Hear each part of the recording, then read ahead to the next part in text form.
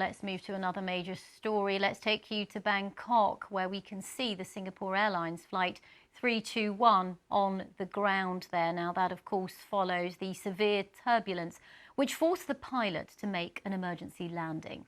One person, a British man, had died and many more were injured during the flight. Now, many of the passengers and crew who were on board have now been able to carry on their onward journeys. A relief flight took 143 passengers and crew to Singapore, but 85 others have remained in Bangkok. 73-year-old Geoffrey Kitchen from Gloucestershire here in the UK was the man who died. It's believed he suffered a heart attack. 229 people were on board that flight from London to Singapore when it hit turbulence over Myanmar.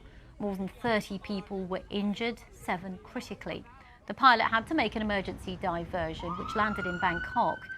This man was one of those who was injured. Things were going very smoothly at first. I'd just been to the loo, came back, sat down, bit of turbulence, and suddenly the plane plunged. I don't know how far, but it was, they said 6,000 feet. It didn't seem like 6,000 feet, but it was a long way and so sudden, there was no warning at all. And I ended up hitting my head on the ceiling, my wife did. Some poor people who were walking around ended up doing somersaults. It was absolutely terrible. And then suddenly it stopped and it was calm again. And the staff did their best to tend to the injured people. There were a lot of them. And some of the staff were injured themselves, so they did a sterling job. And eventually they told us we'd divert to Bangkok, which was a huge relief. But when we got there, swarms of medical teams, and they took the worst patients off first, and then eventually let the people like me with only minor injuries off. Ended up in the hospital, and obviously because of the situation, it was fairly chaotic. Lots of injured people. They say 30, seem more than 30 to me. Well, the CEO of Singapore Airlines has been reacting to the incident and posted this statement on social media. On behalf of Singapore Airlines, I would like to express my deepest condolences to the family and loved ones of the deceased. We are very sorry for the traumatic experience that everyone on board SQ321 went through. Our priority is to render all possible assistance to our passengers and crew members. Well, let's speak to Professor Paul Williams, an atmospheric scientist from the University of Reading, to discuss this in a bit more detail. Welcome to BBC News. Of course, it's a real tragedy, especially that there was a loss of life involved in this. And I think a lot of people who fly often, it's their worst fear, turbulence, even though we're often told not to worry. Yes, I think that's right. I mean, light turbulence is relatively common, and it's just a bit of a nuisance, really. Nervous flyers don't like it, but it's not strong enough to cause injuries. But this really severe or extreme turbulence this week is really rare, and certainly turbulence strong enough to cause fatal injuries is something like a once-in-a-decade event. The last turbulence fatality that I'm aware of before this week's happened in 2009, and the one before that back in 1997. So fortunately, it's not an everyday occurrence. What would you say, having looked at the conditions and the weather, might have driven this sudden severe turbulence? Well, I think it's a bit too early to say precisely, and certainly we'll be studying it in extreme detail.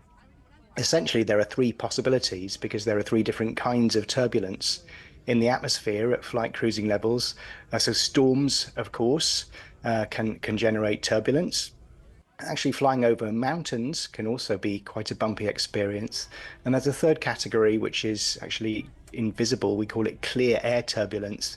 And that's generated by strong winds in the jet stream. And so we need to do a bit more digging and a detailed analysis before we know exactly the full atmospheric conditions that led to turbulence this strong.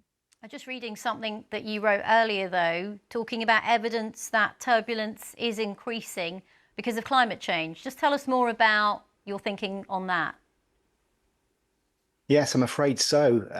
I've been studying turbulence for 20 years and trying to forecast it. But for the past decade, I've been looking at this link with climate change, and we have plenty of evidence now that indeed all three forms of turbulence, but especially this clear air turbulence, are strengthening because of climate change.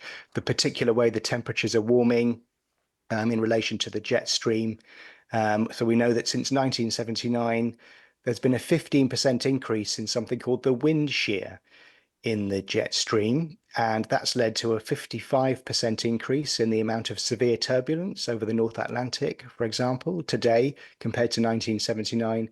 And future projections using atmospheric models indicate that we could see a doubling, or in some parts of the world, even a trebling of the amount of severe turbulence by the 2060s. And by the way, severe turbulence, by definition, is strong enough to lift you out of your seat if you're not seatbelted. So it's the kind of turbulence that has the potential to turn you into a projectile and lead to injuries. Yeah, that's the kind of turbulence that terrifies flyers so much. What needs to be done then to detect this better, given that you're talking about weather patterns changing, and also perhaps in terms of aircrafts and how you design them differently?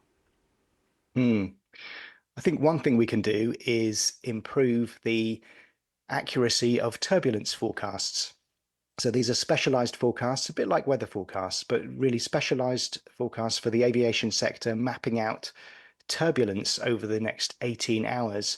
And they're pretty good, actually, but like weather forecasts, they're not perfect. Okay. About 75% of turbulence can be predicted accurately, but we need to squeeze the other 25, and that's a goal that I think we're all working towards. Okay. Professor Paul Williams, an atmospheric scientist from the University of Reading. Thanks for sharing your thoughts. I'm Regina Vaidyanathan. Do stay with us here on BBC News.